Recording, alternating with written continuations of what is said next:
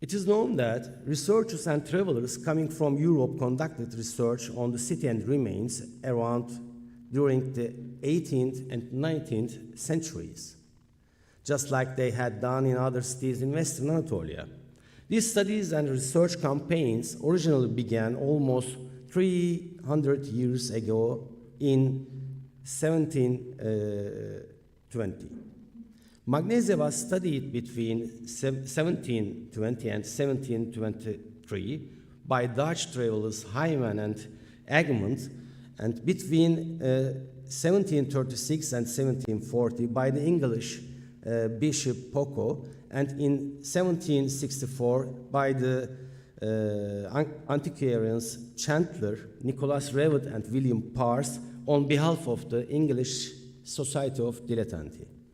All of these archaeologists conducted the first research concerning the problem of locating the famous city during their Anatolian journeys. Those study tours that took place in the 18th century were the first of their kind. The exact location of the ancient city of Magnesia was only later pinpointed by William Richard Hamilton and William Martin Lake through their respective studies of the city at the beginning of the 19th century.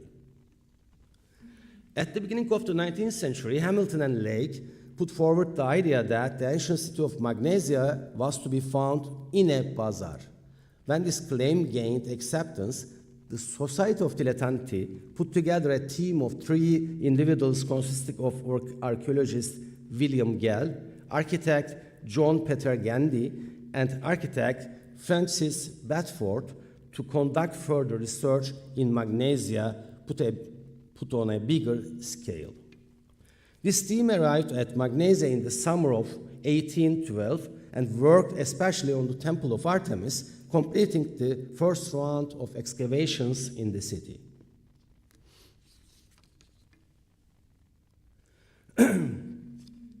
Between the initial excavations of Society Dilettanti in 1812 and the second period of excavations that the French government supported in 1842, many researchers went to Magnesia and added this important city to their own list of studies.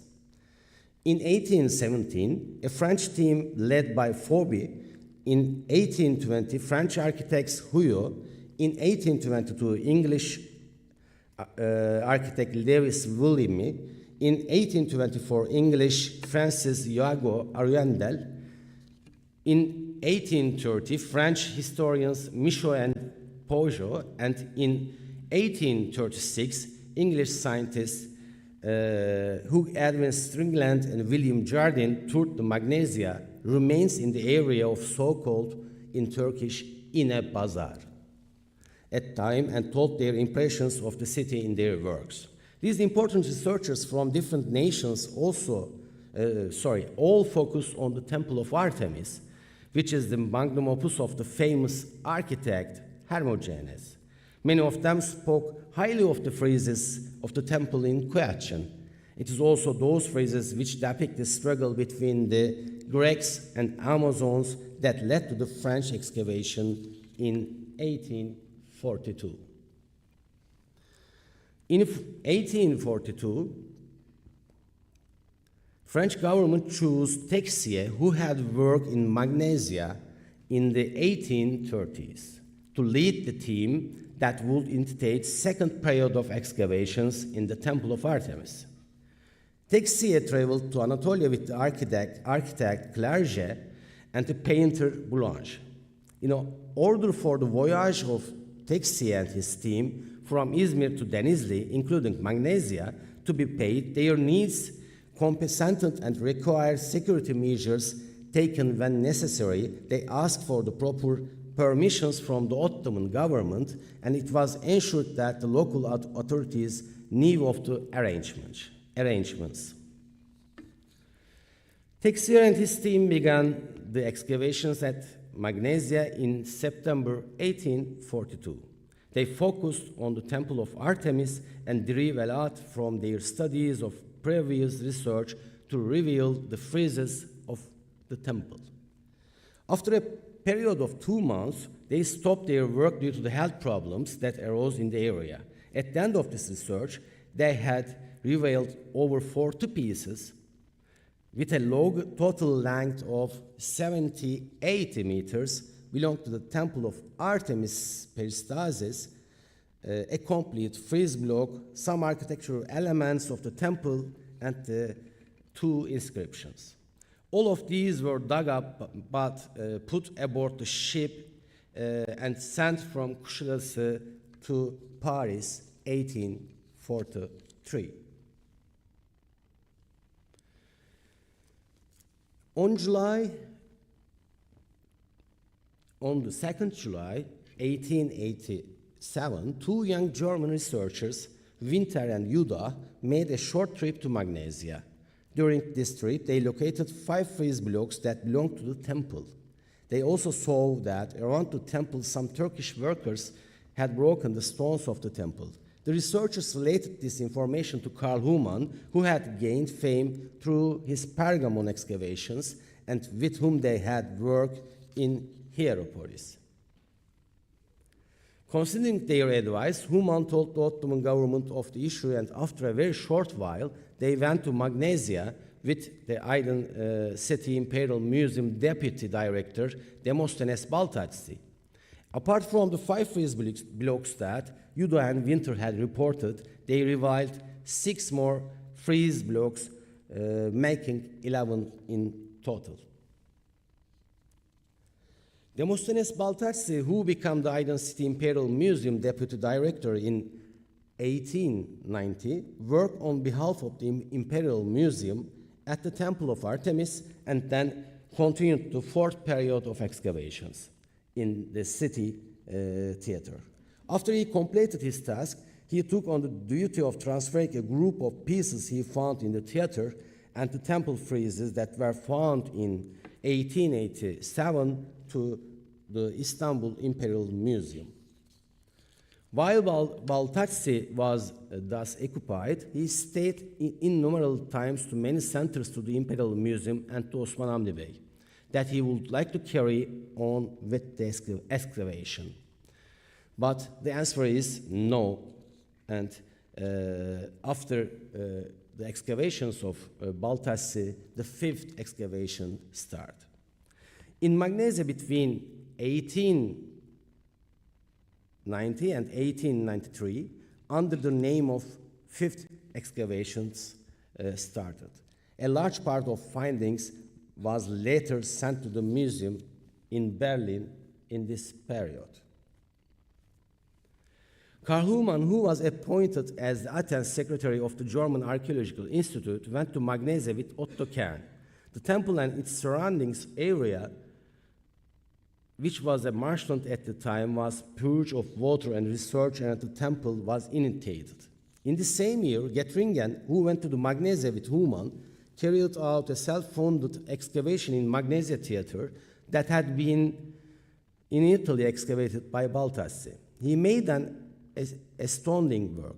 It was initially thought that this project would be completed no sooner than the 1-year working permit issued by the Ottoman government, but due to the excessive heat, the excavation was ended, thus amounting to 9 months and 24 days in total.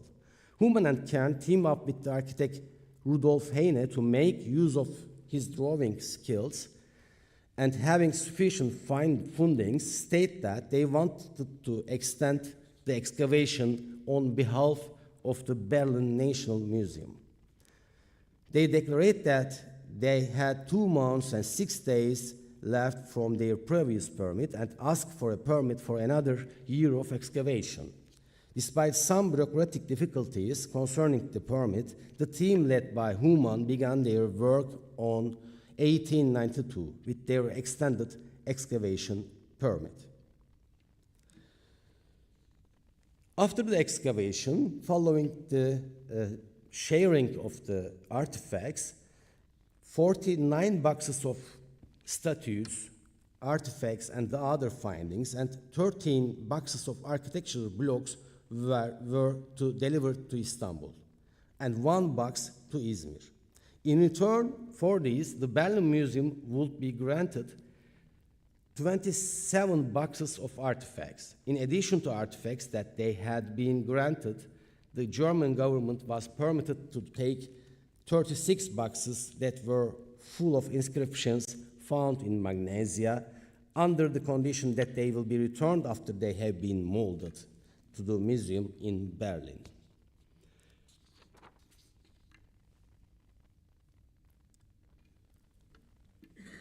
After the excavation by Karl Humann, Magnesia was abandoned once again to its destiny for almost a century, covered up with silt and herbs.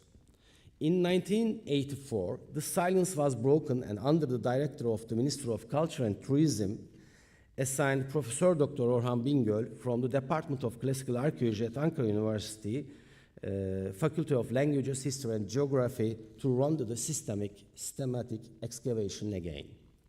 During the excavation held between the 1984 and 2020 by Professor Dr. Orhan Bingöl, the excavations on the Market Basilica, the Propylaeon of Agora, Theatron were finished. At the City Gymnasium and Lethaus Gymnasium were also partly excavated during his period. The main complex of the city, Artemision and Stadion, were the biggest research projects of Professor Bingöl for approximately 35 years.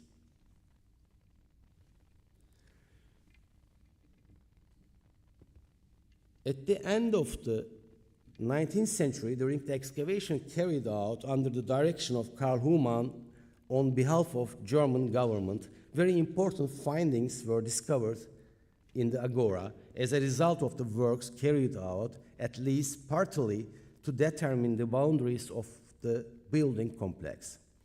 However, the areas opened after these excavations were filled with a silt layer again in a short time after the excavations, and until today, they have been completely closed under 3 and 4 meter shotwheel cover.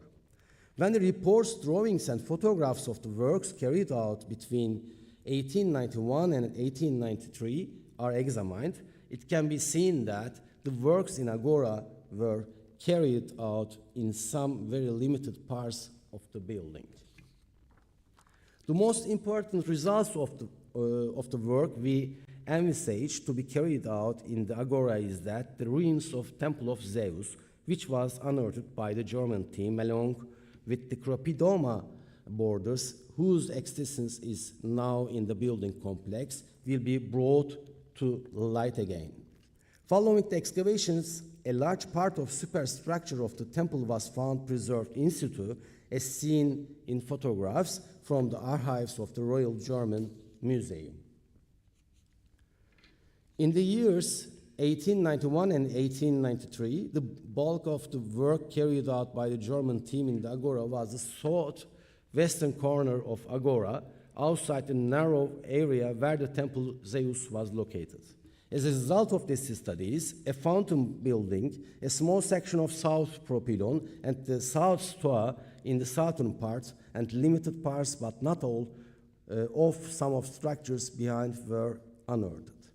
In the western Stoa and northern Stoa, only 5 and 7 of the rooms out of a total of over 50 for the northern and western Stoas were opened, along with the work done in a narrow area, which is understood to have been done for the purpose of determining the borders of Agora.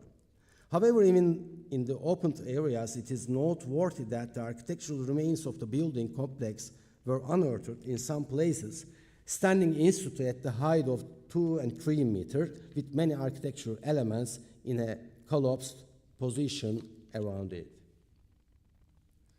Although it was worked in such a limited area and in a limited time, a total of approximately 100 inscriptions and nearly 20 marble statues and fragments were found as a result of studies carried out under the direction of Karl Humann in 19th century. You can see the statues which was found by German archaeologists in the excavation of Agora in 19th century. Considering the situation of findings in the Agora, which is located on the area of approximately 25,000 meters square, only one part of which was opened in the 19th century, it is undoubtedly obvious how important the new scientific results and findings to be revealed after the studies will carry out can be. For these reasons, Agora of the ancient city was chosen as the most important work area of our team within the 10-year plan. And we determined the Temple of Zeus, which is the most important structure in the history of Hellenistic architecture, and is thought to be older than the Artemis cult of Magnesia, as our first study area. We started excavation in Agora at the end of the year of 2021. At the end of the 2021, our excavation in the section where the temple is located developed in an area of 20 meters and 10 meters. As a result of these studies, we rediscovered half of the naos together with the pronaos of the temple located in the west direction. In the 2022 season, excavations continued at the Temple of Zeus. As a result of these studies, all the ruins of temple were unearthed in the area of 20 meters and 35 meters. The evaluations we made were very exciting at first. For the first time after the 19th century, the magnificent temple was in front of us again with all its ruins. After architectural documenting and drawing the findings of architectural remains, the result made us even more excited, because more than 600 marble architectural blocks belonging to the temple were found, and in addition, all small broken fragments were found also within the excavation area. You can easily see from the photo the piles where we collected the small marble fragments. In 2022, during the same season, after the excavations, the architectural blocks were documented and stacked in a nearby area in the Agora to the south of the temple for other works to be carried out. And in a very short period of the time that year, we saw that we had the Temple of Zeus, perhaps Hermogenes' apprenticeship work and considered one of the most important structures in the history of Greek architecture, with 75% of its pieces. As you all know, after the Humans excavations, some architectural blocks of the Temple of Zeus were taken to Berlin. And so far, the Prostylos facade of the temple has been exhibited in Berlin using a small number of original architectural elements together with mostly imitation parts. Our findings from the facades definitely revealed that both facades and even the cella walls could be rebuilt in situ with a restoration work to be carried out in Magnesia. We continued excavations around the Temple of Zeus in 2023 also. Today, the size of the excavation has reached 45 meters by 35 meters around the temple. This year's studies have revealed very important results regarding the cult practices and phases of the temple. Before focusing to these results, I would like to give information about the Magnesia Zeus cult and its epithet Sosipolis, or city savior. In the 19th century, excavation of Zeus discovered statued fragments other than the ruins of the temple. These fragments were also taken to Berlin in the 19th century. Judging from the two large body parts and the head fragments and the height of the head, with two phases is 53 centimeter. It is clear that the cult statue of the temple of Zeus is a monumental seated statue of Zeus, reminiscent of the example which made by Phidias for the temple in Olympia. Although there are many traces of repair on it, it should be accepted that the statue is a seated Zeus type from the Hellenistic phase of the temple. The seated Zeus cult statue, which we can see on the reverse side of the coins of Macedonian period or the Hellenistic kingdoms, was also used in the Magnesia means of the Roman period on a small number of examples. Zeus cult is acceptable for the temples with his cult statue, but the epithet Sosipolis, or the cult of Sosipolis, we will focus it now with the other evidence.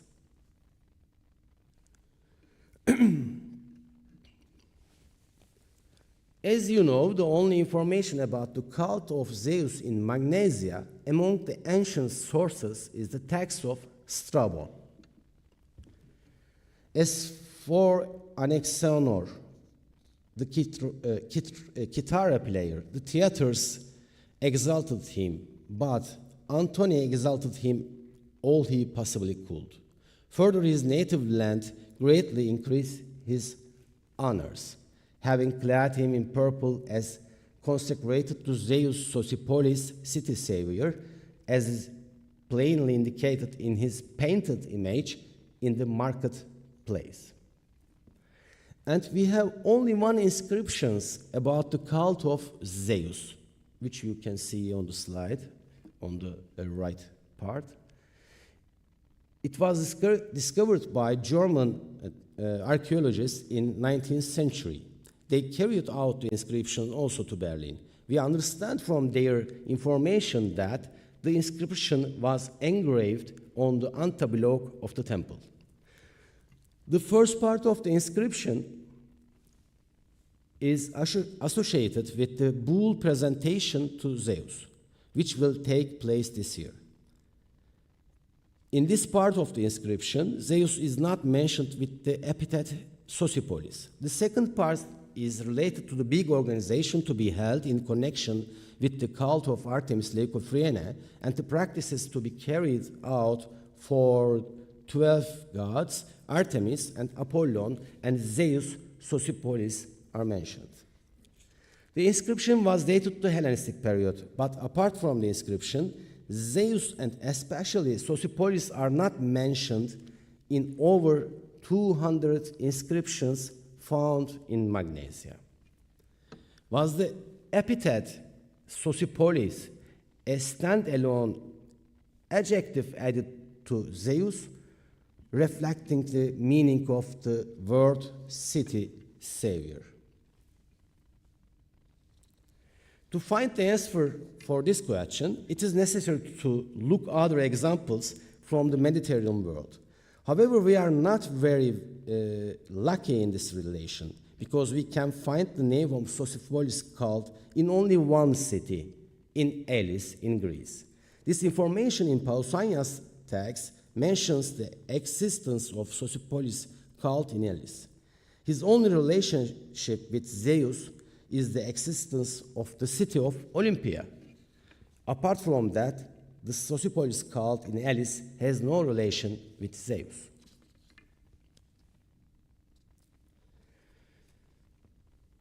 Apart from the single information in ancient sources related to Sosipolis cult, epigraphic sources show the existence of this cult in another city of Ephesus in Anatolia.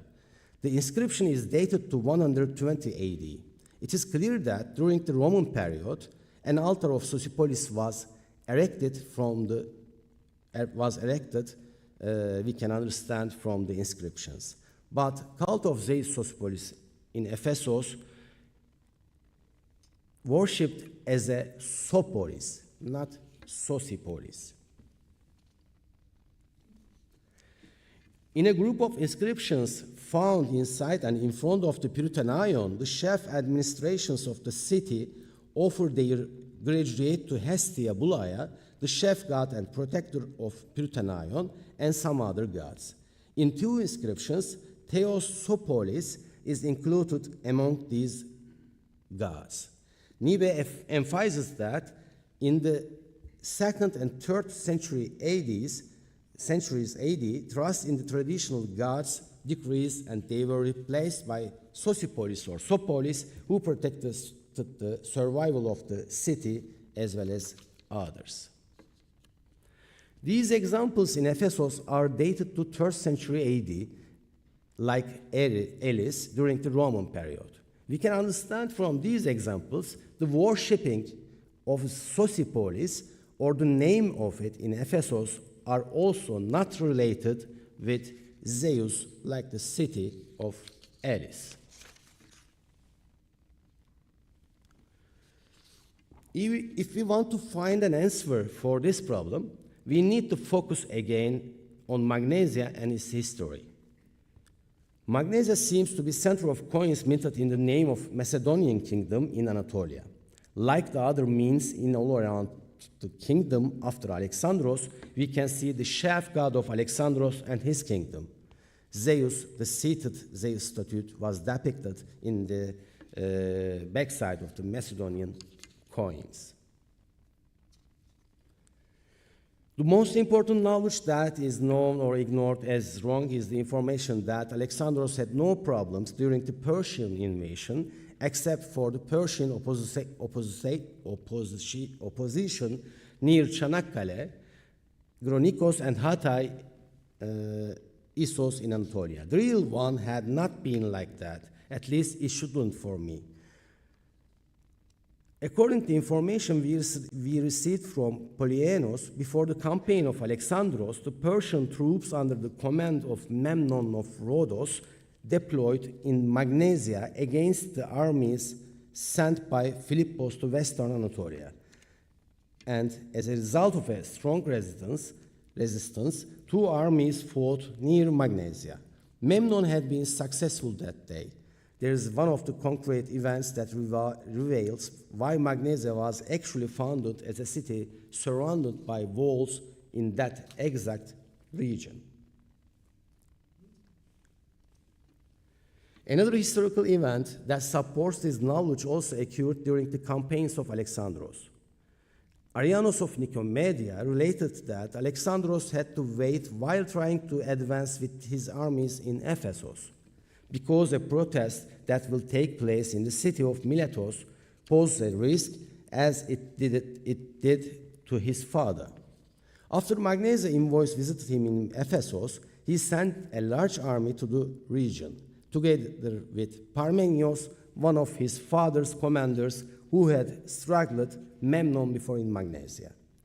With this information, can we say for the best name of the city's savior or Sosipolis, maybe Macedonian rulers, kings like Philippos, Alexandros, or the other kings of Hellenistic period, Ptolemaios, Seleukos, Attolos, and the others.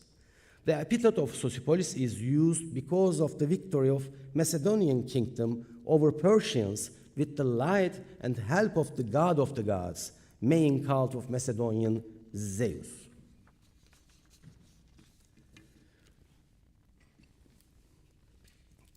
In 2023, an inscription which was erected on the Agora side of the gate between the Agora and the sanctuary of Artemis was found. The text in the inscription are actually very important in terms of emphasizing the importance of the kingdom of Macedonia for Magnesia even during the Roman period.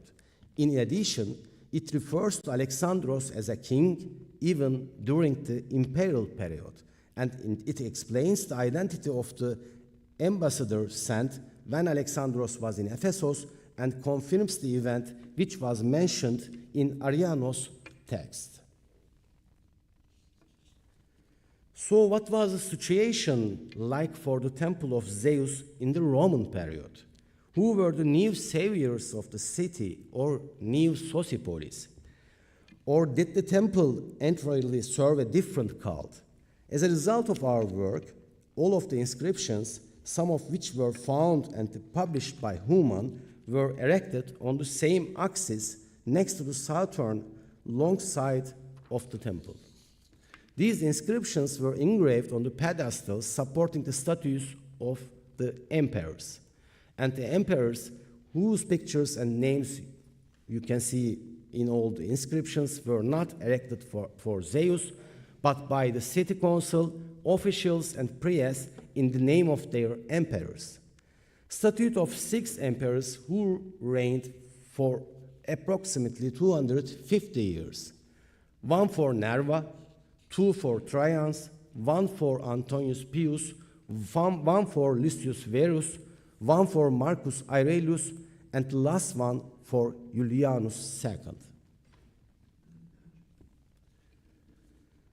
Good luck, the city of Magnesians, the godliest, the greatest, the most philanthropic king, the victorious and triumphator and the God Lord of all men, the most Pius Flavius Claudius Julianus, with good luck. Magnesians honored last pagan emperor Julianus II in 361 and 363. During the 364, after the reign of Julianus' reign, his name was deleted on the pedestal. This year must have been the last year of paganism and the temple.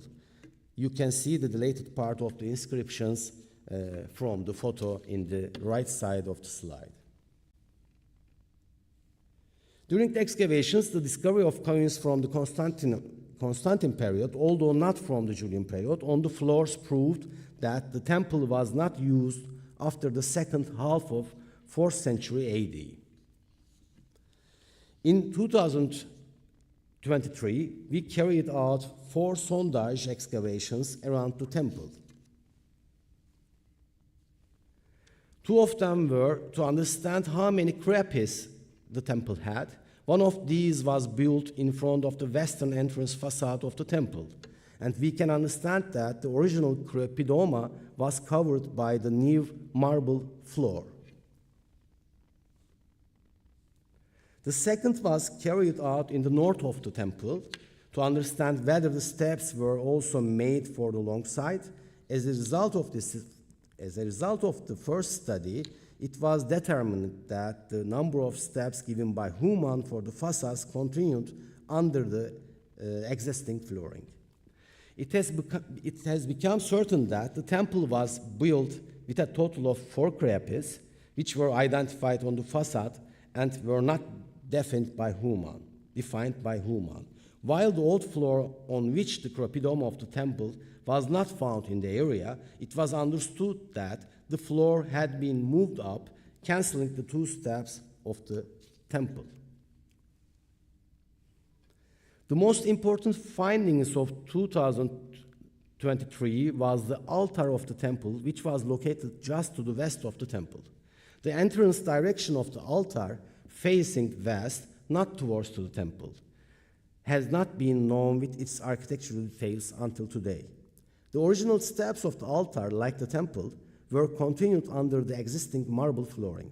As a result of the excavations, it was definitely proven that a new arrangement was made in the courtyard of the altar after the renovation of the floor. Another important excavation of 2023 was the square-shaped section between the temple and the altar, which was not marble floored. The studies carried out in this area revealed a hard mortar layer at the floor level and a burnt layer of approximately 50 centimeters under its filling.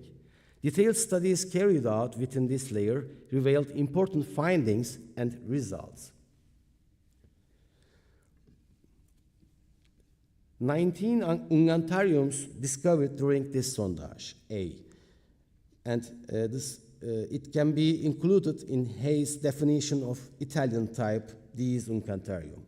The necks of these specimens, which are generally thin-veined or lined in reddish-brown or light red from the mouth to the beginning of the body. The blackness on the surfaces of Magnesia samples, similar examples of which were seen until the mid-1st century AD. The samples in question appear to have been exposed to fire during or after use. 5 different vessels apart from Ungantarium were discovered in sondage A. It is possible to evaluate the containers as 2 different types. The first type is represented by a single example. As can be seen from the photographs, the example doesn't have a handle. A similar vessel with a horizontal handle from the Athenian agora was dated to first half of the 1st century AD.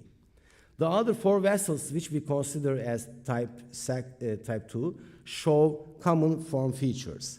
As can be seen from the images, the specimens with mouth diameters varying between approximately 5 and 12 centimeters have inverted lips.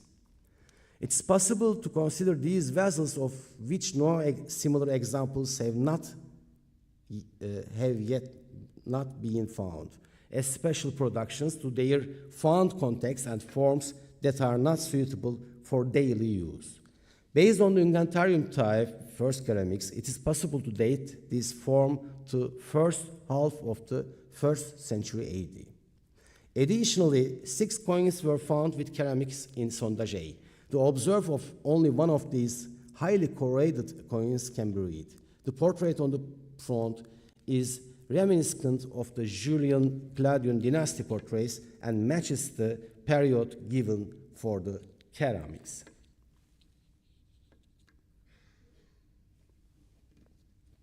In particular, it can be said that almost all of the bones, along with their soft tissue, were burned, cooked to moderate or severe degree. Among this group of finds, a nearly complete finger bone from a cattle, a mandible fragment from a baby sheep, and a single milk tooth sample from a pig are noteworthy. In addition to these species, a long bone fragment from a bird and pig's tusk can also be clearly seen.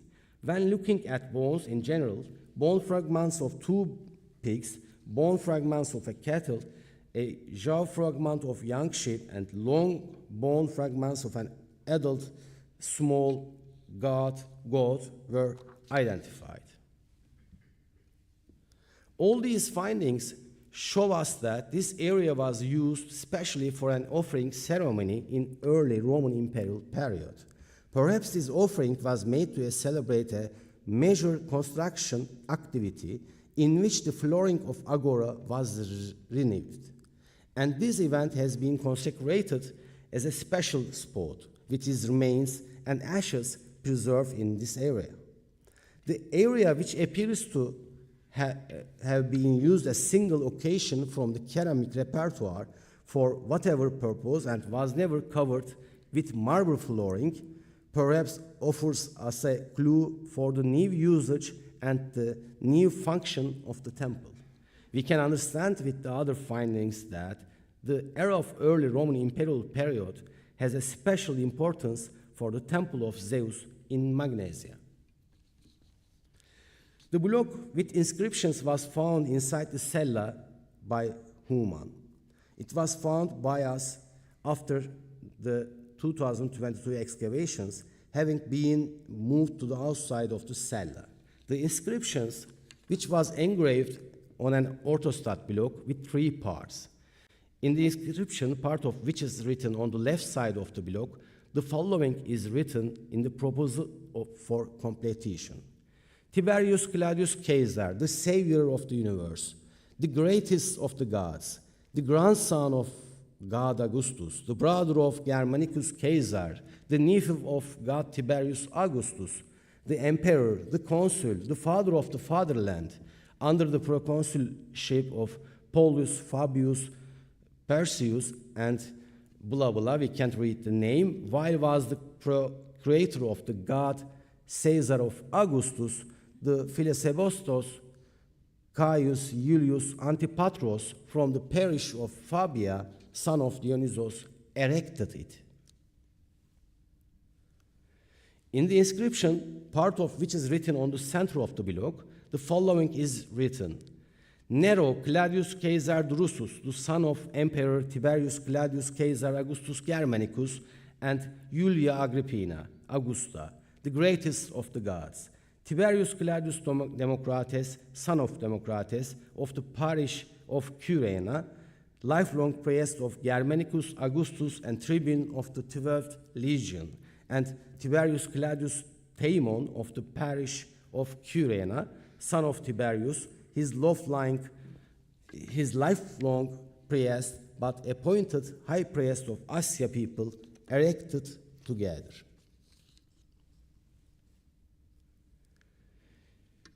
In the inscription, part of which is written on the right side of the block, the following is written in the proposal for completion. Julia Agrippina Augusta, wife of the most illustrious god Tiberius Claudius Germanicus. Tiberius Claudius from Curena district, blah blah, we can't read the name, son of blah blah, erected. These inscriptions clearly show us that during the Claudian dynasty, statues of the god and Emperor Claudius and his family were erected side by side in the temple of Zeus. This inscription also matches the dates of the finds in the offering pit we discovered in Sondage A in 2023. In conclusion, the temple of Zeus, dating back to the Hellenistic period, as Sosipolis was actually a temple commemorated, symbolically built in the memory of Macedonian kings who were the greatest protectors and saviors of the city over Persians during its founding. During the early Roman period, because of the old Hellenistic tradition, Zeus was chosen again as a ruler cult, but the Roman imperial cult, and it served as an imperial cult temple until the middle of the 4th century AD. Thank you very much for your interest.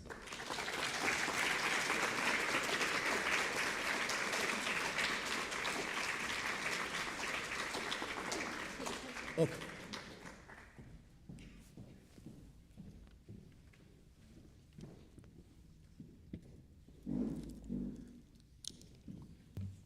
Well, thank you so very much for a really wide-ranging and informative and groundbreaking, literally, physically, and cultically, information about this particular temple, and especially its Roman phases. I'd like at this point to open the floor to questions. We'll start with those in the room, and then we can move to those online. Yes. Yeah.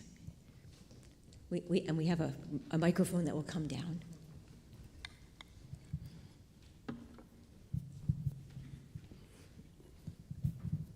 Thank you for a very interesting talk. Could you tell us, is there any information about Magnesia from earlier travelers? I noticed that you mentioned Pokak. Yes. I think you asked information Before Pokak. before Pokak. No. Oh, No, that's interesting. because I wrote an article about the research history of Magnesia.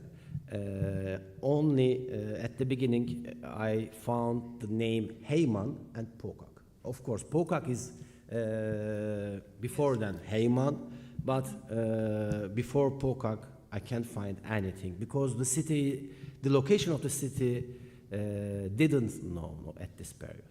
Yes, I was wondering about that because it may not be on a route which normally travelers would follow. Yes, you are right. Right, thank you. You're welcome.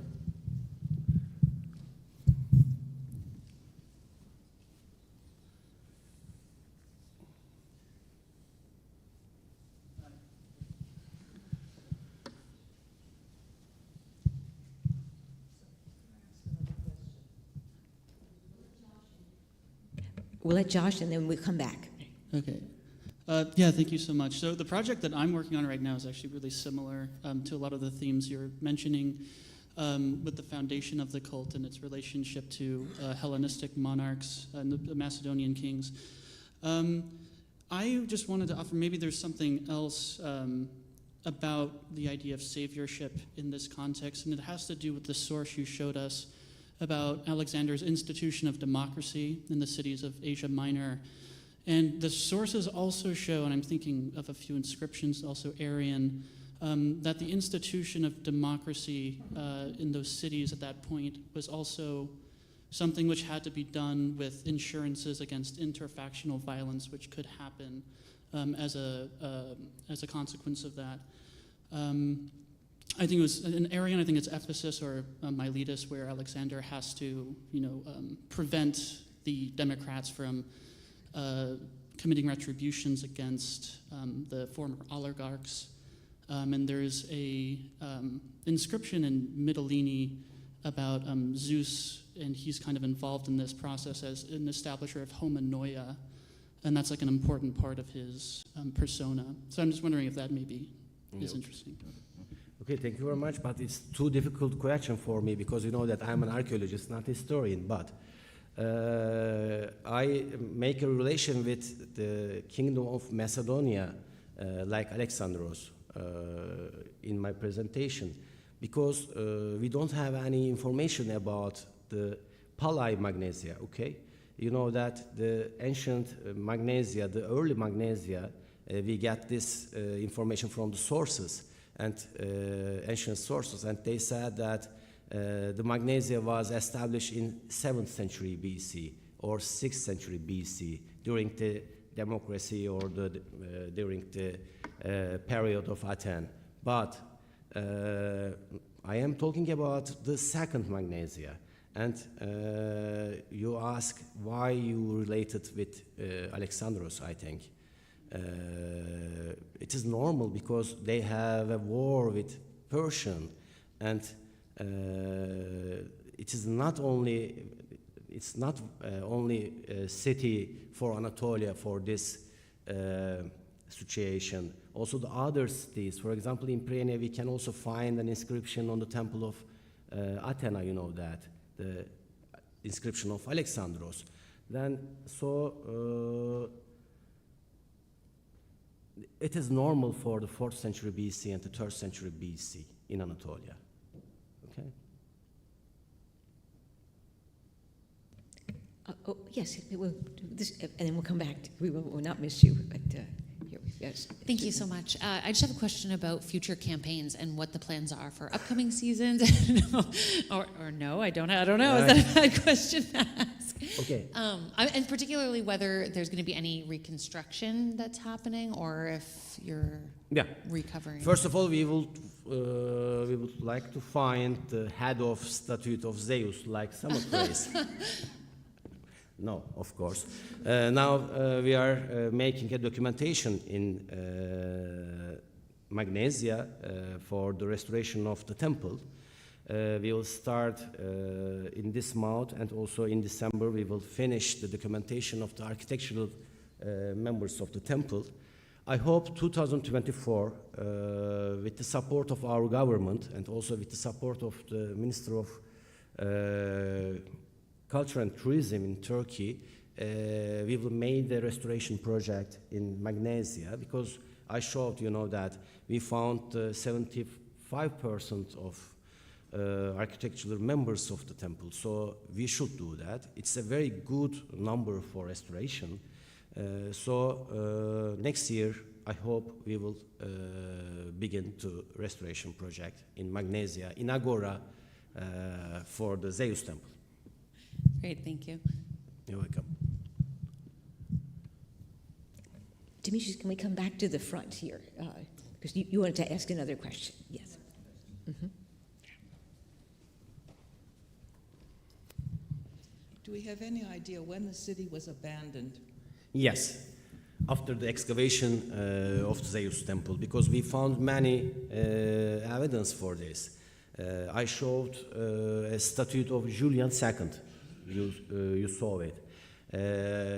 I think after the 364, when they deleted the Julian II name on the statute base,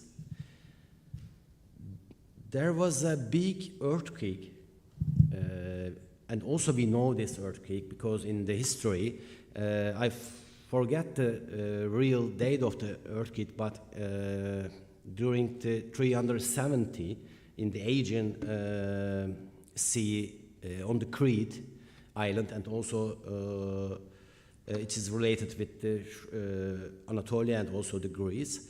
So in this earthquake, Magnesia and all of the temples, all of the structures of Magnesia was damaged.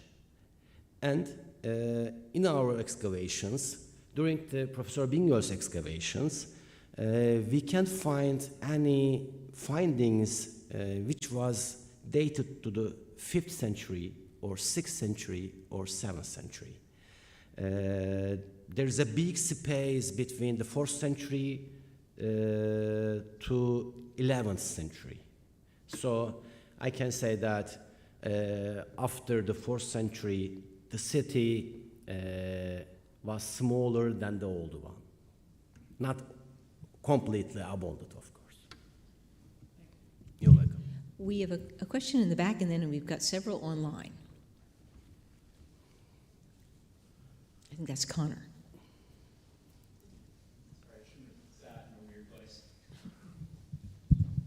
Yes, thank you for your talk and also for your work. I'm really intrigued about the gap between the two moments that you've highlighted for us. This first moment of Sosipolis that centers itself around the Macedonians, and this second epicenter or refoundation, in a sense, of the cult that we see with the Roman emperors. Specifically, I'm curious about how we bridge this gap. There's an inscription of Magnesia on the Meander, if I recall correctly, that refers both to Zeus Basileus and in the same inscription to cult to the Seleucid kings. And I guess there are two questions that I would have leading off of that. One, do you think it is possible that Zeus Sosipolis is being worshipped under other epithets, perhaps at your temple, perhaps Zeus Basileus?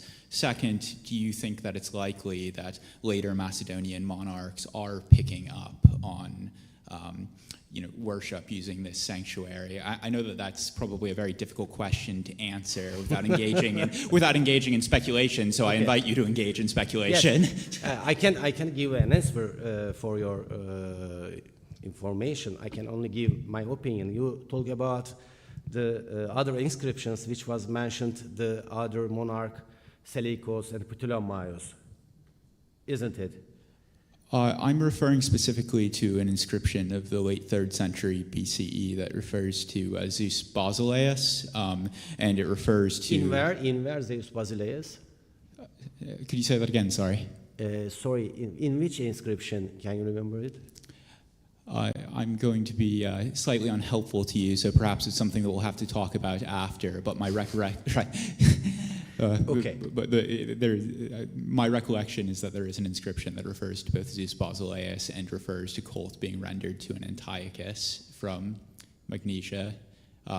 But we could also choose to question my memory and leave that there, since I am not very forthcoming with information on that. The decoration of you are asking, I think. I can understand your question clearly. I'm so sorry. Never mind. I was just, I guess the question in general had to do with whether or not there were likely to be cultic honors paid under the auspices of a Zeus with an epithet other than Zeus Sosipolis, and that maybe some of our evidence for the cult that you're studying is actually buried under those epithets. I can't say anything for this question now, okay? Okay, well, I apologize for... No, because it's too difficult, okay? Yeah, well, thank you very much for your your welcome. talk. You're welcome. Let me do a few online, and then we'll come back to the audience.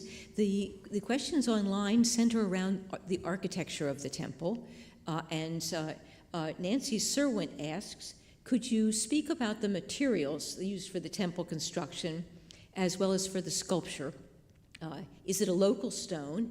And are there sculptural workshops in proximity to the site? Yes, I think the question is about the architectural findings and also the sculptural findings for the temples, isn't it, Bona? Yeah. Yes. Is it a marble? Is it a local marble? We can understand today because we should make an analysis for this because it's too early to say or to give answer for this question. But we know that from the other structures in Magnesia, for example, the Temple of Artemis or the ceremonial gate of Agora, during the Professor Binyo's excavation, we made an analysis and we can understand that these marbles are local, and we found these marbles near Ephesus, 10 kilometers far from Magnesia. But for the Temple of Zeus, it is too early to say that because we should make an analysis like the other examples. Okay, thank you. And another related question about the architectural development from Lex Lage, who says, as you have these two monuments, one Hellenistic and one Roman, and can you do they, I'm trying to interpret her question, in the architectural development of the temple, does it engage the changing shape of the agora or the nearby Artemisia? And so, in other words, do you see similar developments happening in the agora and the temple of Artemis? Yes, today I am talking about two phases of the temple with using inscriptions information, and also it's too early to say that we can see the same phases in the architecture of the temple. Now we are studying on this problem, and also we will see that. But I have opinion, of course. If the temple is dedicated to imperial cult during the Roman period, and also the floor of the agora was renewed in the Claudian period and also in the early Roman period. And the statutes of Claudian dynasty also added near the cult statute of Zeus. It should be. We should find second phase of the architecture, because I showed the statue of Zeus, you saw it.